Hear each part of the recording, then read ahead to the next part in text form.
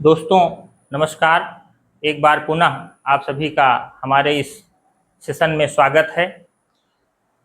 UP TET की पर्यावरण और हिंदी की जो महत्वपूर्ण कक्षाएं हैं वो प्रारंभ हो चुकी हैं। हिंदी में वर्णमाला, पर्यावरण में जो परिवार और पारिस्थितिकी तंत्र से संबंधित वीडियो आप लोगों को उपलब्ध करवाए जा चुके हैं। आज हम लोग जो यूपी टेट की रीढ़ कहा जाता है, शिक्षा मनोविज्ञान, बाल मनोविज्ञान, जिस पर आधारित लगभग पांचों विषयों में प्रश्न पूछे जाते हैं, उसकी शुरुआत हम लोग आज से करने जा रहे हैं। इस सेशन में हमको देखना है कि जो अपने विषय वस्तु में यूपी टेट के सिलेबस में जो शामिल किया गया है उस पर थोड़ा सा हम लोग बातचीत कर लेंगे। उसके बाद फिर हम एक एक करके पढ़ते चलेंगे। तो जो टॉपिक में शामिल किया गया है बाल विकास एवं शिक्षण विधियों से संबंधित, उसमें सबसे पहले बाल विकास का अर्थ, बाल विकास के अर्थ के बारे में बातचीत की गई है। बाल विकास के अर्थ को जानना है। उसके बाद बाल विकास की आवश्यकता तथा क्षेत्र के बारे में जानना है। बाल विकास की अवस्थाओं के बारे में बातचीत करनी है। इसका मतलब हमारा जो केंद्र होगा वो क्या होगा? बच्चा।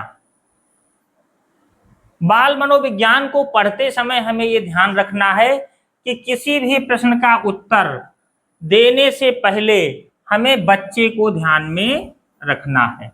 पहला टॉपिक हमसे ये पूछने का प्रयास किया गया है कि बच्चे के बारे में आपने क्या अध्ययन किया है। उसके बाद आ जाइए, शारीरिक विकास की बात की गई है, मानसिक विकास की बात की गई है एवं संवेगात्मक विकास की बात की गई है। ये हमारे सिलेबस में है। उसके बाद भाषा विकास पर बातचीत करनी है। भाषा विकास में कि बच्चे कैसे कब बोलना प्रारंभ करते हैं, कैसे सीखते हैं। उसके बाद अभिव्यक्ति क्षमता का विकास, ये भाषा विकास के अंतर्गत सीखना है। सृजनात्मकता जो अपने आप में बहुत व्यापक है, इसके बारे में बातचीत करनी है। सृजनात्मक क्षमता का विकास कैसे होता है, ये सिलेबस में शामिल किया गया है।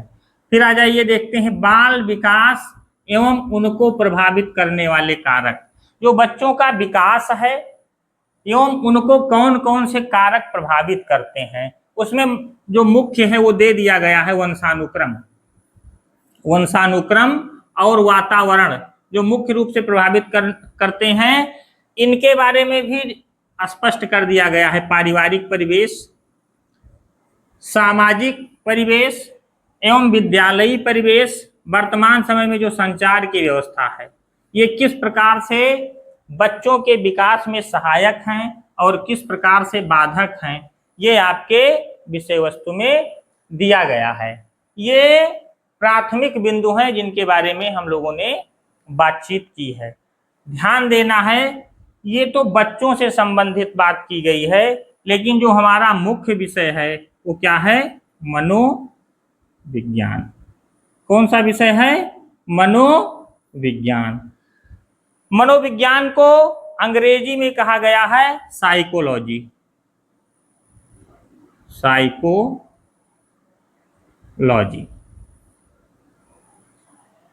साइकोलॉजी मनोविज्ञान शब्द से ही स्पष्ट है। इसका यदि हम अंतर करें तो मन, संधि विच्छेद करें, का विज्ञान। किस विज्ञान की बात की गई है? मन के विज्ञान की बातचीत की गई है। तो इसमें हमें देख लेना है कि जो महत्वपूर्ण मनोवैज्ञानिक हैं, जो हमारे विषय वस्तु में महत्व रखते हैं, उनके बारे में बातचीत कर ली जाएगी। एक ग्राफ के माध्यम से हम लोग उसको सीखेंगे।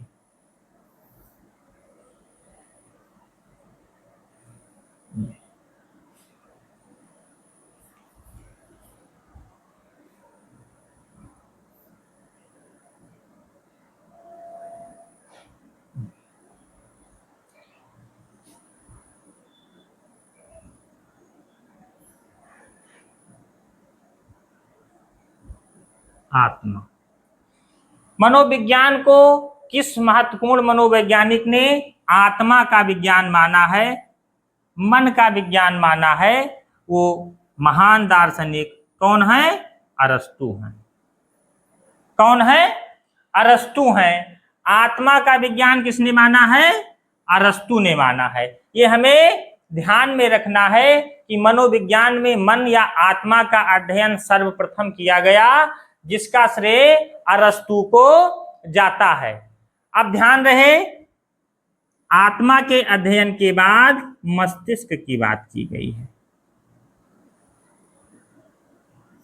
किसकी बात की गई है? मस्तिष्क की बात की गई है कि आत्मा के अध्ययन के बाद अन्य मनोवैज्ञानिकों ने मनोविज्ञान को मस्तिष्क का विज्ञान माना है। इसमें एक मनोवैज्ञानिक जो बार बार परीक्षाओं में पूछे जाते हैं, पंपोनॉजी। कौन है? पंपोनॉजी। आत्मा का विज्ञान, मस्तिष्क का विज्ञान, ये याद रखना है। आत्मा का विज्ञान किसने माना? अरस्तु ने। मस्तिष्क का विज्ञान किसने माना? पंपोनॉजी ने माना है। उसके बाद आ जाइए, ध्यान दीजिए, चेतना का विज्ञान। चेतना का विज्ञान मनोविज्ञान को किसने माना है? विलियम वुंट ने। विलियम वुंट ने माना है। उसके बाद अभी वर्तमान में हम लोग मनोविज्ञान में किसका अध्ययन करते हैं? व्यवहार का अध्ययन करते हैं। किसका अध्ययन करते हैं? व्यवहार का अध्ययन करते हैं। इसमें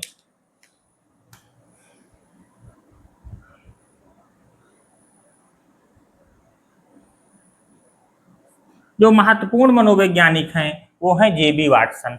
तो ये ग्राफ हमारे दिमाग में बना रहना चाहिए। आत्मा का विज्ञान, आत्मा, मस्तिष्क,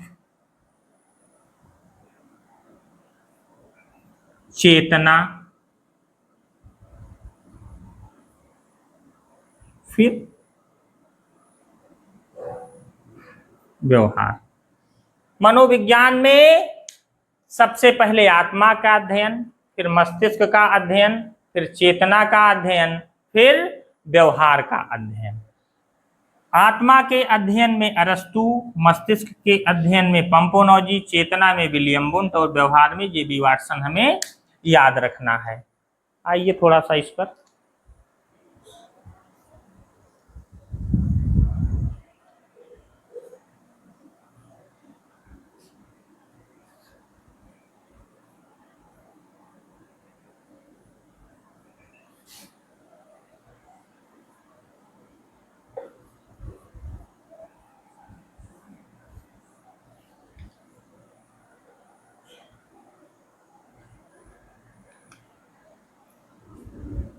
जो मनोविज्ञान शब्द है,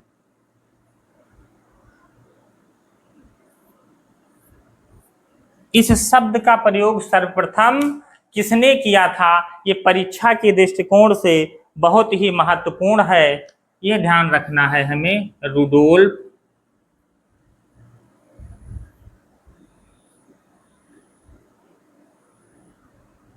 गोइकल। कौन है? रुडोल्फ गोइकल।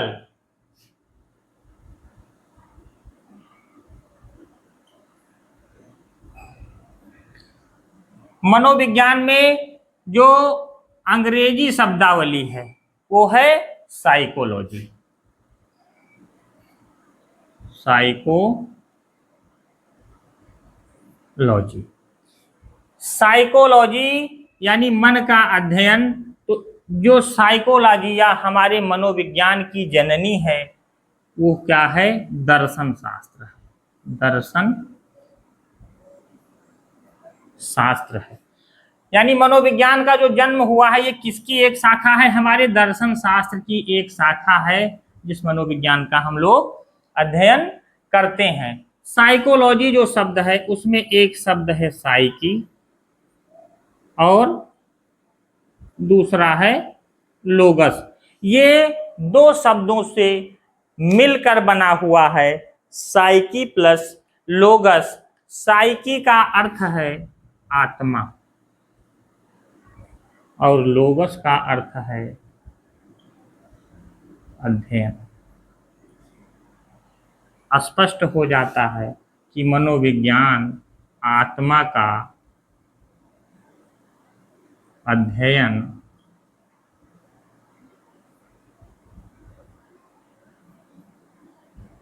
करता है। हमारा मनोविज्ञान आत्मा का अध्ययन करता है और इसके अंतर्गत जो मुख्य मनोवैज्ञानिक हैं अरस्तु हैं। कौन हैं?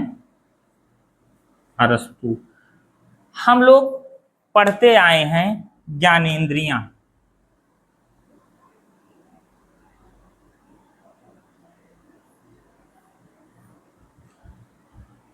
मानव के पास कितनी ज्ञानेंद्रियां हैं? हम लोग पढ़े हैं, जानते भी हैं, 5। आँख, कान, नाक, जीभ और त्वचा।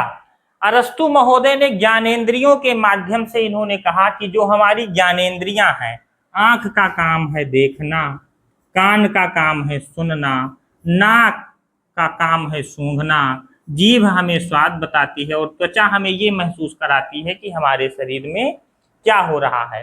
तो इन 5 ज्ञानेंद्रियों के माध्यम से जो सूचना हमारे मस्तिष्क को प्राप्त होती है, इसी के अकॉर्डिंग हम अपने काम को संपादित करते हैं। अरस्तु महोदय ने 5 ज्ञानेंद्रियों के बारे में बात करके यह निष्कर्ष निकाला कि मनोविज्ञान के अंतर्गत आत्मा का अध्ययन किया जाना चाहिए। अरस्तु महोदय का एक महत्वपूर्ण कथन जो बार बार परीक्षाओं में पूछा जाता है, वो हम लोगों को ध्यान में रखना है। स्वस्थ शरीर में स्वस्थ मस्तिष्क का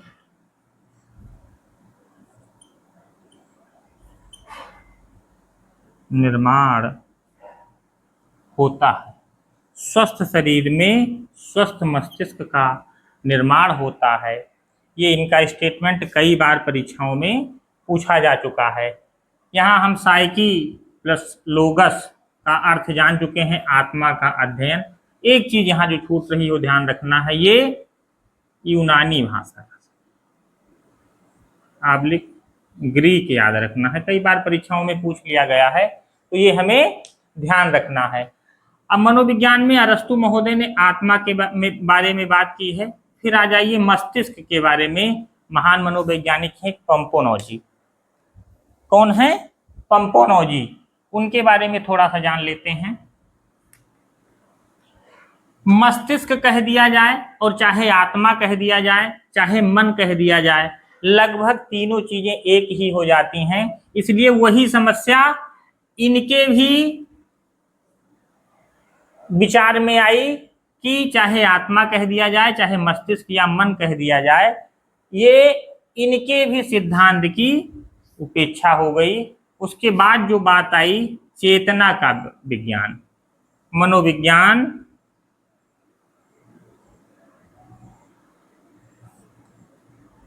चेतना का विज्ञान है।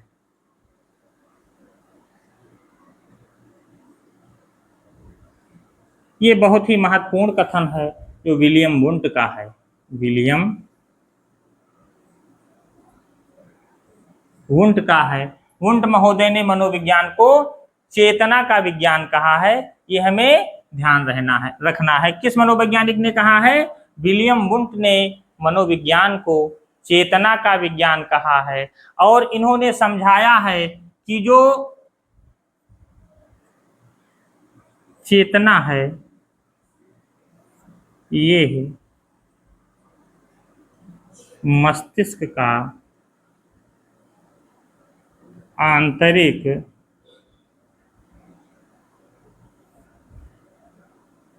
भाग है। इन्होंने अपने सिद्धांत में यह समझाने का प्रयास किया है कि जो चेतना है वो मस्तिष्क का आंतरिक भाग है, जिसके अंतर्गत हम अध्ययन करते हैं भावना। किसका? भावना का, संवेदना।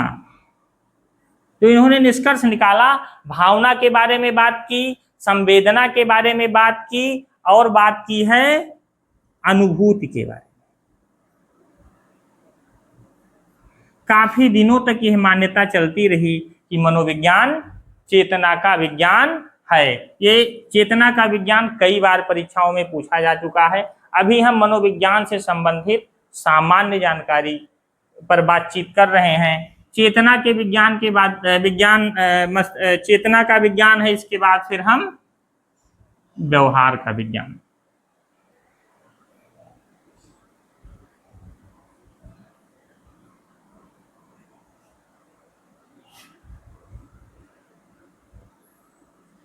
मनोविज्ञान व्यवहार का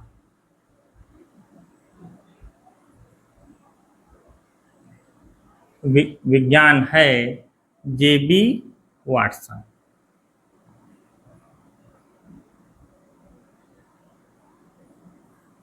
कई बार परीक्षाओं में ये पूछा जा चुका है कि जेबी वाटसन का ये प्रसिद्ध कथन मनोविज्ञान व्यवहार का विज्ञान है। ये सामान्य जानकारी हम लोगों ने अभी तक प्राप्त कर ली है। मनोविज्ञान की जो बेसिक कॉन्सेप्ट है वो लगभग क्लियर हो गया है कि मन, आत्मा, इन सब के अध्ययन के बाद अंत में एक निष्कर्ष निकला जो व्यवहारवादी मनोवैज्ञानिकों ने बात की कि मनोविज्ञान के अंतर्गत व्यक्ति के व्यवहार, बच्चों के व्यवहार का अध्ययन होना चाहिए, और आज तक वही मान्यता चल रही है। ना आत्मा का अध्ययन पूर्ण रूप से संभव है।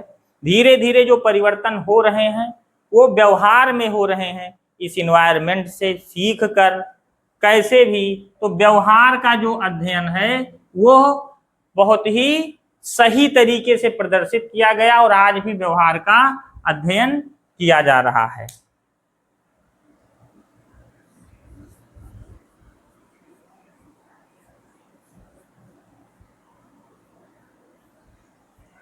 कुछ महत्वपूर्ण कथन हम लोग याद कर लेते हैं, प्रयास करेंगे कि इसी कक्षा में इसको सीख लें। सबसे महत्वपूर्ण कथन, मनोविज्ञान का विषय चेतना है। मनोविज्ञान का जो विषय है ये चेतना है। ये महत्वपूर्ण कथन विलियम जेम्स का है। मनोविज्ञान का विषय चेतना है, ये महत्वपूर्ण कथन विलियम जेम्स का है। अगली परिभाषा है, मनोविज्ञान का विषय आत्मा है। ये किसने कहा? प्लेटो ने कहा है। मनोविज्ञान का विषय आत्मा है, ये प्लेटो महोदय ने कहा है। शिक्षा मनोविज्ञान व्यक्ति के जन्म से वृद्धावस्था तक सीखने के अनुभवों का वर्णन एवं व्याख्या करता है। ध्यान रखना है, शिक्षा मनोविज्ञान व्यक्ति के जन्म से वृद्धावस्था तक सीखने के अनुभवों का वर्णन एवं व्याख्या करता है।